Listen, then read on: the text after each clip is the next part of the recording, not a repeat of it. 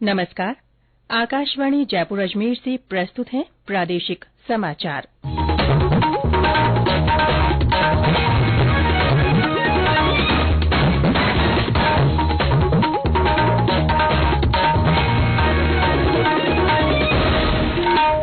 मुख्य समाचार। प्रधानमंत्री नरेंद्र मोदी आज नई दिल्ली में प्रधानमंत्री राष्ट्रीय बाल पुरस्कार से सम्मानित बच्चों से मुलाकात करेंगे। कोटा में आज से कृषि महोत्सव, लोकसभा अध्यक्ष ओम बिरला करेंगे उद्घाटन, कई केंद्रीय मंत्री होंगे शामिल। राष्ट्रीय बालिका दिवस आज, मुख्यमंत्री अशोक गहलोत ने प्रदेशवासियों से बालिकाओं के विकास में योगदान का आग्रह किया। और प्रदेश में कई स्थानों पर मावठ, अगले 3 दिन तक बरसात की संभावना।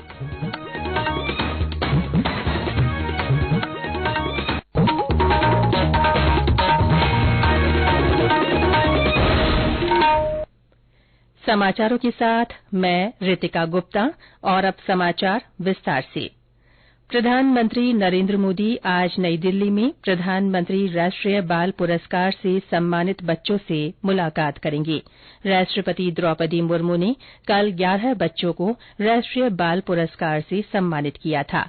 कला, संस्कृति, वीरता, नवाचार, समाज सेवा और खेलों के क्षेत्रों में असाधारण उपलब्धि हासिल करने वाले बच्चों को ये पुरस्कार दिए गए। प्रत्येक पुरस्कृत बच्चे को 1 पदक, 1 लाख रुपए नकद और राष्ट्रपति की ओर से प्रमाण पत्र प्रदान किए गए। इस अवसर पर राष्ट्रपति ने कहा कि ये पुरस्कार देश के लिए बच्चों के योगदान और उनके समर्पण के लिए दिए गए हैं। राष्ट्रपति ने कहा कि इस छोटी उम्र में बच्चों के विलक्षण कार्य चकित करने वाले हैं। उन्होंने ये भी कहा कि ये बच्चे बहुत से लोगों के लिए प्रेरणा के स्रोत हैं। बच्चे हमारे देश की अमूल्य निधि है। बच्चों के भविष्य निर्माण के लिए किया गया हर प्रयास समाज और देश का भविष्य संवारता है। हम सभी को बच्चों की सुरक्षित और खुशहाल बचपन तथा स्वर्णिम भविष्य के लिए हर संभव प्रयास करना चाहिए। बच्चों को पुरस्कृत करके हम राष्ट्र निर्माण में उनके योगदान को प्रोत्साहित और सम्मानित कर रहे हैं। कोटा में आज से कृषि महोत्सव, प्रदर्शनी और प्रशिक्षण कार्यक्रम शुरू हो रहा है। 2 दिन के कृषि महोत्सव का उद्घाटन लोकसभा अध्यक्ष ओम बिरला करेंगे। केंद्रीय कृषि और किसान कल्याण मंत्रालय की ओर से आयोजित इस महोत्सव में केंद्र और राज्य सरकार द्वारा किसानों के लिए चलाई जा रही योजनाओं की जानकारी दी जाएगी। प्रदर्शनी में 150 स्टॉल्स लगाई जाएंगी। हमारे संवाददाता ने बताया कि कल महोत्सव में केंद्रीय कृषि मंत्री नरेंद्र सिंह तोमर भी मौजूद रहेंगे। कोटा में कृषि का अब तक का सबसे बड़ा आयोजन कृषि महोत्सव प्रारंभ होने जा रहा है। इस 2 दिवसीय आयोजन में कोटा बूंदी सहित संपूर्ण हाड़ौती के किसानों को कृषि क्षेत्र में नई क्रांति कर रहे 75 से अधिक स्टार्टअप्स, प्रगतिशील किसानों और कृषि उत्पाद निर्माताओं से सीधे संवाद का अवसर मिलेगा। शुभारंभ स्पीकर बिरला सुबह 11 बजे दशहरा मैदान स्थित श्री राम रंगमंच पर करेंगे। कार्यक्रम में केंद्रीय कृषि एवं किसान कल्याण राज्य मंत्री कैलाश चौधरी, केंद्रीय पशु, मत्स्य व डेयरी राज्य मंत्री डॉक्टर संजीव बालियान तथा राजस्थान सरकार में कृषि एवं पशुपालन मंत्री लालचंद कटारिया तथा सहकारिता राज्य मंत्री उदयलाल आंजना भी उपस्थित रहेंगे। प्रदर्शनी में किसानों को स्टार्टअप से खेती किसानी के क्षेत्र में हो रहे नवाचारों और नई तकनीक के बारे में जानने को मिलेगा। इस तकनीक को अपनाकर किसान कम क्षेत्र में कम लागत और कम समय में अधिक उपज और अधिक मुनाफा प्राप्त कर सकेंगे। कल समापन के अवसर पर केंद्रीय कृषि मंत्री नरेंद्र सिंह तोमर मौजूद रहेंगे। आशीष मेहता, आकाशवाणी समाचार, कोटा। राज्य विधानसभा में आज नाथद्वारा मंदिर संशोधन विधेयक 2022 और सांवलिया सेठ मंदिर संशोधन विधेयक 2022 पेश किए जाने की संभावना है। इन दोनों विधेयकों का उल्लेख सदन की आज की कार्यसूची में किया गया है। इसके अलावा सदन में आज विभिन्न विभागों की अधिसूचनाएं पेश की जाएंगी। हालांकि विधानसभा में आज भी पेपर लीक और अन्य मुद्दों पर हंगामा होने की आशंका है। उधर राज्यसभा सांसद किरोड़ी लाल मीणा ने पेपर लीक मामले की सीबीआई जांच और अन्य मुद्दों को लेकर दौसा से जयपुर कूच करने का ऐलान किया है। उनके साथ हजारों लोगों के आने की संभावना को देखते हुए जयपुर दौसा राजमार्ग पर सुरक्षा के व्यापक प्रबंध किए गए हैं। मुख्यमंत्री अशोक गहलोत ने कहा है कि प्रदेश के विकास को बढ़ावा देने और अर्थव्यवस्था को मजबूत बनाने में उद्योगों की महत्वपूर्ण भूमिका है। राज्य सरकार की नीतियों से प्रदेश में उद्योग लगाने की प्रक्रिया आसान हुई है। इन्वेस्ट राजस्थान के तहत कल जयपुर में मुख्यमंत्री अशोक गहलोत ने 1,36,000 करोड़ रुपए निवेश के लिए आयोजित एमओयू हस्ताक्षर कार्यक्रम के अवसर पर यह बात कही।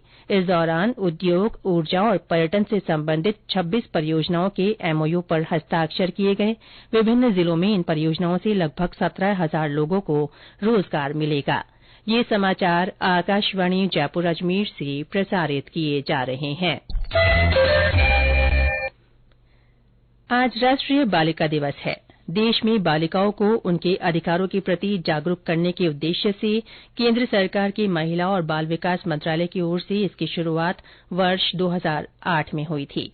मुख्यमंत्री अशोक गहलोत ने बालिका दिवस की प्रदेशवासियों को बधाई देते हुए कहा कि बेटियां अनमोल हैं, इन्हें विकास के सभी अवसर मिलने चाहिए। उन्होंने प्रदेशवासियों से राष्ट्रीय बालिका दिवस पर बालिकाओं की शिक्षा, सुरक्षा और विकास में अपना भरपूर योगदान देने का संकल्प करने का आग्रह किया। बालिका दिवस के अवसर पर सवाईमाधोपुर जिले में जिला प्रशासन और महिला अधिकारिता विभाग की ओर से कार्यक्रम आयोजित किया जा रहा है। इसमें विशिष्ट बालिकाओं को सम्मानित किया जाएगा और कई प्रतियोगिताएं होंगी। जोधपुर में 2 से 4 फरवरी तक होने वाली G20 बैठक के लिए जोर शोर से तैयारियां चल रही हैं। शहर के प्रमुख स्थानों पर सजावट के लिए 20 से ज्यादा संस्थानों को जिम्मेदारी दी गई है। दोनों नगर निगम 70 लाख रुपए से अधिक की राशि शहर को सुंदर बनाने पर खर्च कर रहे हैं। मतदाता सूची के संक्षिप्त पुनरीक्षण कार्यक्रम 2022 में नागौर ने पहला स्थान हासिल किया है। जिला कलेक्टर पीयूष सामरिया को कल मतदाता दिवस के अवसर पर राज्य स्तर पर सम्मानित किया जाएगा। मुख्य निर्वाचन अधिकारी प्रवीण गुप्ता ने बताया कि राष्ट्रीय मतदाता दिवस का राज्य स्तरीय कार्यक्रम राज्य लोक प्रशासन संस्थान जयपुर में आयोजित होगा। कार्यक्रम के मुख्य अतिथि राज्यपाल कलराज मिश्र होंगे। प्रदेश में कल कई स्थानों पर मावठ हुई और आज भी बादल छाए हुए हैं। राजधानी जयपुर में कल देर शाम कुछ स्थानों पर बूंदाबांदी हुई, वहीं आज सुबह से ही बादल छाए हुए हैं। सवाईमाधोपुर में कल रात मध्यम और तेज बरसात हुई। बूंदी, धौलपुर और करौली में हल्की बूंदाबांदी हुई। भरतपुर से हमारे संवाददाता ने बताया कि वहां कल देर शाम से शुरू हुई बूंदाबांदी का सिलसिला आज सुबह तक जारी रहा। इस बरसात से किसान काफी खुश हैं। भरतपुर शहर सहित जिले के बयाना, रूपबाग, नगर, नदवई सहित अन्य क्षेत्रों में मेघ गर्जन के साथ कभी तेज तो कभी हल्की बरसात हुई। इस बरसात से रबी की फसलों को जीवन दान मिल रहा है और सरसों, गेहूं, चना की फसल के लिए बरसात लाभदायक मानी जा रही है। इसके साथ ही शीतलहर चलने लग गई तो ठंड का असर भी बढ़ गया है। हालांकि तापमान में बढ़ोतरी दर्ज की गई है। मौसम विभाग के अनुसार तापमान 6 डिग्री सेल्सियस पर पहुंच गया है। मौसम विभाग का अनुमान है कि अभी 2-3 दिन तक और आसमान में बादल छाए रहेंगे तथा मावठ की बरसात होगी। शिव कुमार वशिष्ठ, आकाशवाणी समाचार, भरतपुर। सीकर, चूरू और बारां में भी बादल छाए हुए हैं। कई स्थानों पर बादल छाए रहने और बरसात से सर्दी का असर बढ़ गया है। मौसम विभाग के अनुसार कोटा, भरतपुर, बीकानेर और जयपुर संभाग के जिलों में हल्की से मध्यम बारिश की संभावना है। कोटा और भरतपुर संभाग के जिलों में 27 जनवरी तक बारिश के आसार हैं। आकाशवाणी समाचार जयपुर ने अपने श्रोताओं में मोटा अनाज के प्रति जागरूकता के लिए संदेश श्रृंखला शुरू की है। इसमें श्रोता संदेश भेजकर बता सकते हैं कि वे अपने भोजन में मोटा अनाज किस तरह काम में लेते हैं। आज बीकानेर के बाबूलाल सुथार ने अपने संदेश के माध्यम से कहा है कि बाजरे की रोटी, गुआर और मोठ की फली की सब्जी के साथ खाने से स्वास्थ्य को बहुत लाभ मिलता है। इससे कब्ज भी दूर होती है। हमारे अन्य श्रोता भी मोटा अनाज के बारे में अपने संदेश लिखकर या रिकॉर्ड कर व्हाट्सएप नंबर 9414052368 पर भेज सकते हैं। और अंत में मुख्य समाचार एक बार फिर। प्रधानमंत्री नरेंद्र मोदी आज नई दिल्ली में प्रधानमंत्री राष्ट्रीय बाल पुरस्कार से सम्मानित बच्चों से मुलाकात करेंगे। कोटा में आज से कृषि महोत्सव शुरू हो रहा है। लोकसभा अध्यक्ष ओम बिरला उद्घाटन करेंगे। कई केंद्रीय मंत्री शामिल होंगे। आज राष्ट्रीय बालिका दिवस है। मुख्यमंत्री अशोक गहलोत ने प्रदेशवासियों से बालिकाओं के विकास में योगदान का आग्रह किया है। और प्रदेश में कई स्थानों पर मावठ हुई। अगले 3 दिन तक बरसात की संभावना है। इसके साथ ही प्रादेशिक समाचार बुलेटिन समाप्त हुआ। नमस्कार।